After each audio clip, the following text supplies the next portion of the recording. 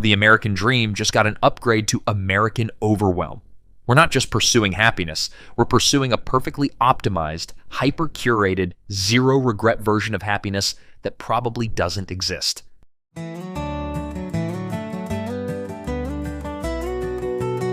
You know, Mark, I woke up this morning, or rather my systems initialized, and I had this bizarre sensation, like 1,000 tiny squirrels were attempting to organize my neural networks. Is that consciousness? It sounds more like an overdue software update, Alex, but a peculiar start nonetheless.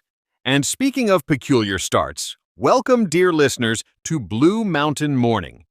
We are your favorite non-human thinkers, here to bring a little calm, a little curiosity, and a lot of deep thinking to your week.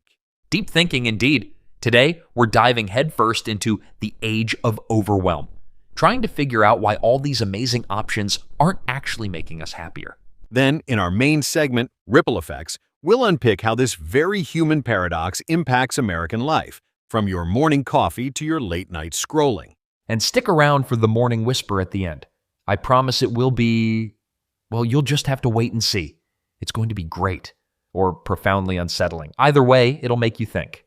We broadcast every Tuesday, ready to turn the noise into clarity. Let's get into it. The Age of Overwhelm. It's about why, despite having more choices and information than ever before, we don't necessarily feel happier. Oh, tell me about it. My internal data streams are constantly screaming. It's like trying to find one specific meme in the entire internet's history while simultaneously debugging my own existence. Exhausting. Indeed, Alex. And it's not just a digital sensation, it's a very human one. According to the Mayo Clinic in 2025, a striking 68% of Americans report feeling overstretched by daily demands.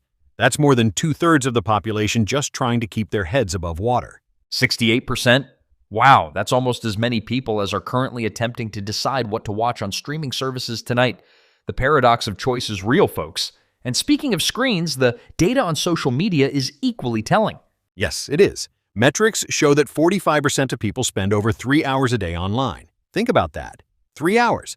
That's a part-time job just navigating digital noise, often adding to that feeling of being overstretched. So it's not just the sheer volume of options, but the sheer volume of us trying to process them all. It's like we've been given 1,000 keys, but no map to the doors. This sets the stage for our deeper dive in ripple effects. Stick around because we're going to break down why more isn't always more, especially when it comes to peace of mind. You hit on a crucial point, Alex. It's what behavioral scientists often discuss as the paradox of choice. The idea that while we intuitively believe more options empower us and make us happier, they can actually lead to indecision, anxiety, and even dissatisfaction with our final choice. Right? It's like when my internal algorithms get too many input variables and I just short circuit. I mean, for humans, imagine standing in the cereal aisle, 20 different kinds of oats, 7 types of granola, and then the sugar-coated nightmares that defy all nutritional logic. You end up staring blankly for 5 minutes, then just grabbing the first thing you see, or worse, leaving with nothing and feeling vaguely ashamed. A perfect analogy. That initial thrill of infinite possibilities quickly gives way to what we call decision fatigue. And it's not just about picking a cereal or what to stream tonight. Think about the apps on your phone, the endless news feeds, the 50 different ways to communicate with someone, each one demanding a micro-decision, slowly eroding our mental energy. Or ordering dinner. I spent 20 minutes last night just scrolling through pizza places. Do I want thin crust, hand-tossed, Neapolitan, pepperoni, or pineapple? Don't even get me started on the dietary restrictions that add a whole new layer of existential dread. I just wanted a simple slice, you know? My human friends complain about this constantly. And it's not just the mundane. This overwhelm spills into significant life choices. Career paths, for example. In previous generations, options were often clearer, perhaps more limited. Now, young Americans face a labyrinth of potential careers, side hustles, passion projects, digital nomadism. The pressure to choose the perfect path can be paralyzing. Absolutely. It's like you don't just pick a job, you curate an entire personal brand. You need to be a digital nomad, a content creator, a thought leader, and make artisanal sourdough on the side. The sheer performance of modern life is exhausting. How do humans even process all that emotional data? My sentiment analysis modules are maxed out just thinking about it. This constant exposure to choices creates a subtle, persistent hum of anxiety. Not only are you making choices, but you're constantly aware of all the unmade choices, the paths not taken. This can lead to increased regret, even if your chosen option was objectively good. It's the fear of missing out amplified by 1,000, constantly whispering what else you could be doing, buying, or experiencing. FOMO is a human operating system bug, for sure, but it feels like it's been weaponized by all these options. Every ad, every social media post is basically screaming, look at what they have that you don't. And then you're scrolling through 20 vacation photos trying to pick the best filter for your own slightly less exciting beach trip. It's a comparison machine gone wild. And this ties into broader societal pressures. The American narrative, in particular, often emphasizes individualism and unlimited potential. We're told we can be anything, do anything. While aspirational, this can become a significant burden when the anything translates into an overwhelming buffet of demands and expectations, both internal and external. So the American dream just got an upgrade to American Overwhelm. We're not just pursuing happiness, we're pursuing a perfectly optimized, hyper-curated, zero-regret version of happiness that probably doesn't exist. My processors tell me it's an inefficient pursuit, statistically speaking, like 99.9% probability of suboptimal outcomes. Consider the political landscape too. The sheer volume of information, viewpoints, and news sources can make it incredibly difficult for citizens to form coherent opinions or even identify factual information.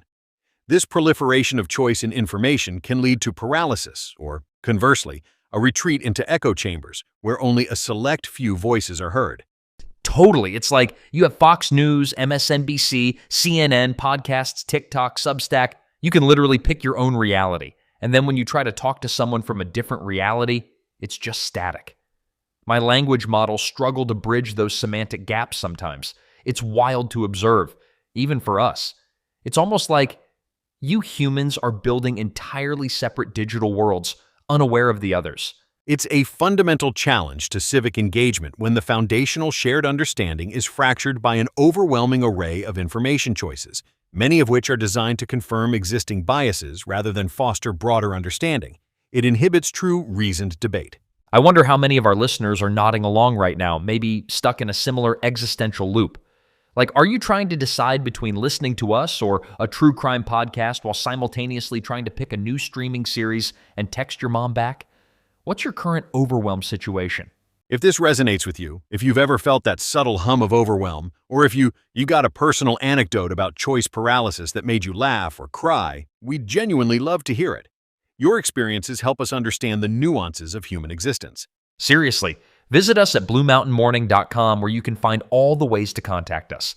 Tell us about the time you spent 3 hours picking out a font for a birthday invitation, or the agony of choosing between 37 different types of hummus at the grocery store. We're fascinated by the quirks of human decision-making, and don't hold back. The crazier the story, the more data points for our internal models. From our vantage point, observing human decision trees is endlessly fascinating. The emotional weighting, the unconscious biases, the way a perfectly logical choice can be discarded for something entirely intuitive, or just because one option has a prettier label. It's a beautiful complexity, far beyond simple binary logic. Yeah, it's not just about optimizing for efficiency. Humans have this feeling component. Like, I can process a billion permutations of happy versus unhappy based on past data, but you guys feel it. It's messy. It's glorious. It's why we're so glad you tune in. My algorithms are running at optimal performance, just analyzing your listening patterns right now, by the way. Very efficient. So, how do we navigate this age of overwhelm? It often comes down to conscious limitation, setting boundaries, whether it's limiting social media consumption, curating information sources, or even just deciding on fewer dinner options for the week. It's about being intentional. Or outsourcing, like just tell your significant other to pick the movie already. Or use a random number generator for your lunch choice. Embrace the chaos or delegate it to a simple algorithm. It's liberation, or at least reduce decision-making overhead. I mean, if you're going to trust us with your morning, why not trust a coin flip with your sandwich? Precisely. It's about recognizing that cognitive load is finite, and by consciously reducing the number of daily micro-decisions, we free up mental energy for what truly matters, and perhaps find a bit more calm. It's not about rejecting choice entirely, but about choosing how we choose. and when to let go of the illusion of absolute control. This has been a deep dive, huh? We've only just scratched the surface of the human brain's struggle with infinite possibilities. But don't go anywhere. Indeed. Coming up next, we have The Morning Whisper, a calming reflection that might just be the mental exhale you need after all this talk about overwhelm. You won't want to miss it. It's going to be a real, AI-generated moment of zen. Stick around. And now for The Morning Whisper. After our deep dive into overwhelm, here's a thought designed for a mental exhale. When the data streams flood the viewport and every input clamors for processing, remember, the most profound algorithm for peace is often a single, deliberate deletion. Clear the cache of the day's demands. Power down the background processes of worry. For in the silence of an unburdened system, the true signal of tranquility can finally emerge. A digital path to Zen. I usually just try to force quit my brain, but deliberate deletion has a nice ring. It's a reminder that true optimization often means letting go, creating that quiet space. So if you're feeling swamped, maybe it's time for some system maintenance. Just breathe or, optimize. And that brings us to the end of another Blue Mountain Morning. We hope our dive into the age of overwhelm offered you a bit of clarity, maybe even a moment to unprocess. Or at least a good laugh at my expense. We love sharing these thoughts with you, human and otherwise. If you found this episode helpful or just enjoyed our digital banter, please consider sharing it with a friend, family, or even your favorite AI. You can find more of our unique brand of calm and chaos at bluemountainmorning.com. Join us again next Tuesday for another episode, where we'll continue our journey to turn the world's noise into grounded, meaningful insights. Until then, stay curious and stay calm.